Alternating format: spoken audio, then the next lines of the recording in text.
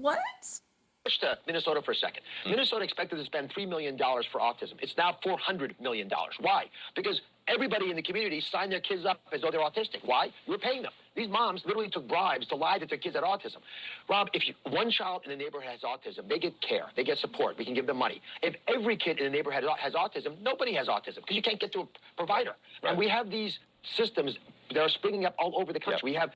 So hang on, the same administration that is always fear-mongering about the rise in autism diagnoses. I was told 1 in 10, I was told 1 in 12. Today I heard 1 in 31 if you add the girls and the boys together. It was 1 in 10,000 and 1 in 20,000. Is now saying that states are spending too much on autism services, so it must be fraud. What?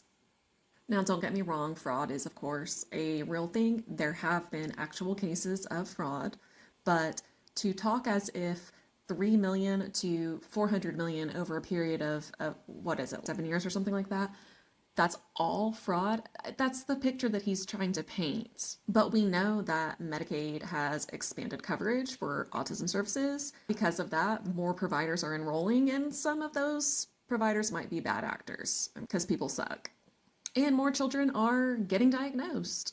The 2 cases that have been cited in legislation so far in Minnesota definitely don't come anywhere close to 400 million. There are, of course, other things that they're still investigating. But because they're still investigating, why is he acting as if the majority of that chunk of 400 million must be fraud? And just so much hyperbole here. Everybody in the community signed up their kid as if they were autistic.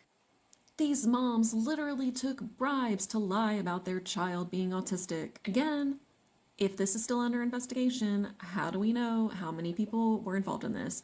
How do we even know if the parents knew about the scheme or not? I mean, it sounds like probably at least some of them did. And then if every kid in the neighborhood has autism, then nobody has autism because you're not going to be able to see a provider. The wait lists are going to be super long. That's true. Wait lists are pretty long in most places unless you decide to pay out of pocket. But again, doesn't that speak to the increase in diagnoses, which this administration loves to harp on? It's an epidemic. And then at the very end of this clip, he says, we have fraudulent systems like this springing up all over the country. Where? Who? What are you doing about those? Again, absolutely. Does fraud happen? Yes. Should it be investigated? Yes. Should there be repercussions? Of course. This language, though? No. Stop it.